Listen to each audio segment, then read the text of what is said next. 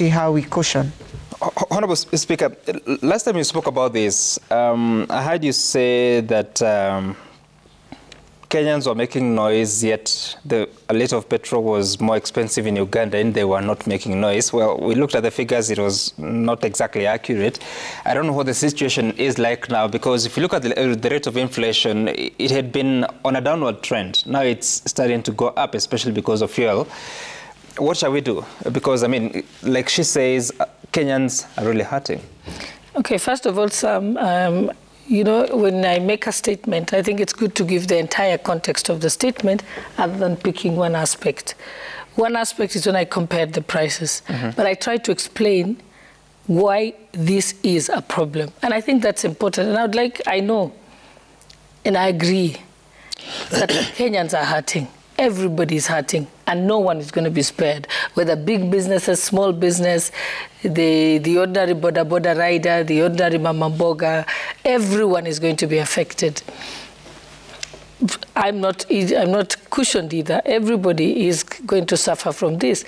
And I think what we have to do is just be honest to Kenyans and tell them, why is this happening? And to explain what are the interventions that can be done short term and long term. And it's and I think it's a logic that we have not been able to explain, and we've been very poor, because we pick a sentence and then use that to run with the news. But I just want to say this very categorically, and allow me to go about it very slowly. Yes, the fuel prices have gone up. That is not a lie, it is true. We know that what has happened is certain happenings around the world have caused it. One that has always been a constant is that OPEC, the oil producing and exporting countries, control the oil market. They can sit down and decide this is the price of oil, and there is nothing you can do about it as Kenya, because we don't produce oil. Neither can Uganda or any other country who doesn't have oil. They can decide to cut down production, which they have at the moment.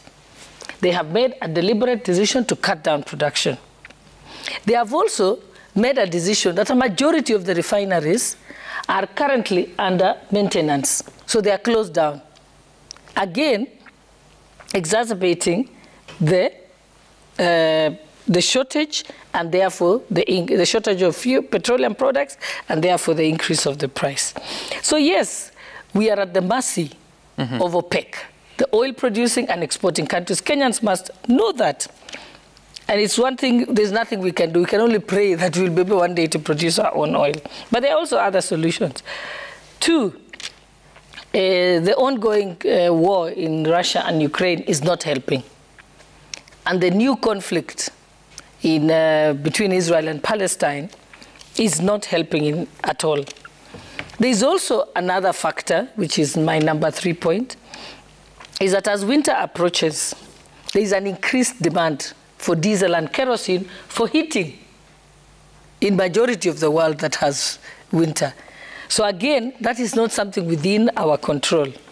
And then there is also the challenge of the depreciating Kenya shilling. The Kenya shilling has depreciated by 4.9% recently, and therefore it affects the landed cost of petroleum.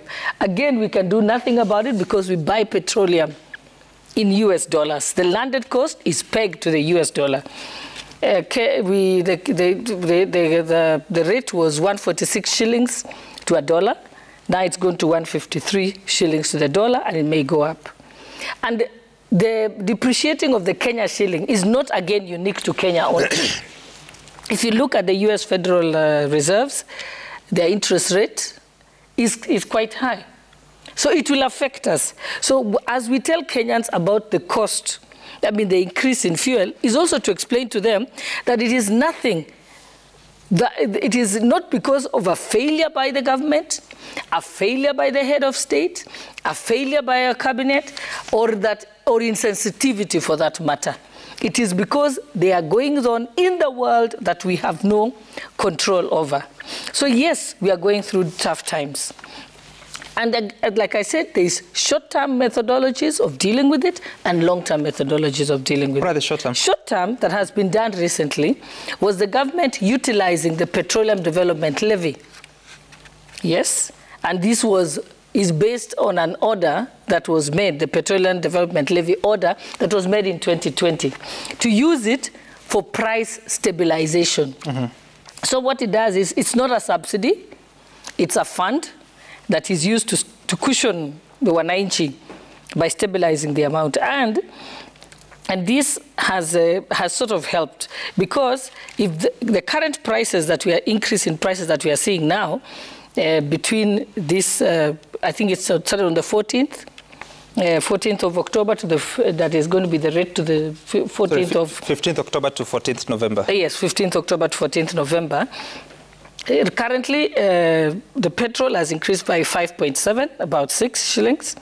Diesel has increased by 4.5. Kerosene has increased by 2.5. But had the price stabilization not been, intervention been made using the Petroleum Development Levy, actually the increase on petrol would have been about 9 shillings. 8.79 to be exact, if you look at what IPRA has put in there. Diesel would have increased by 16 shillings, and kerosene would have increased by 12 shillings. So this is a conversation that we must appeal to Kenyans to understand. No one is doing this deliberately to hurt you. We have no power to stop the war in Ukraine. We have no power to stop the interest rates of the U.S. Federal Reserve. That affects the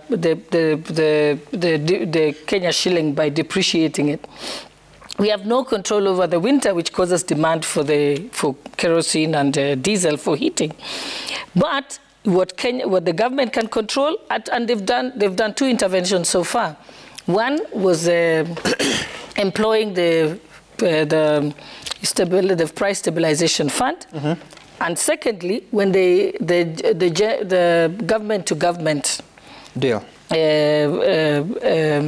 deal that was made in April 2023, which sort of saved us for a while, and that's why you saw the prices remain at where they were. Honorable Boss, yes, those are short-term interventions. I've given, just hold on, I'm about to finish. Because again, I must finish, because I think it's wrong to leave a matter It is 7:03, we need to take a short break. I agree, but I want to be can I just finish that? Long-term interventions is one, increase our exports, yes? Yeah. And reduce our imports, and use alternative energy sources. If we increase our exports, it means we get foreign exchange and save our forex.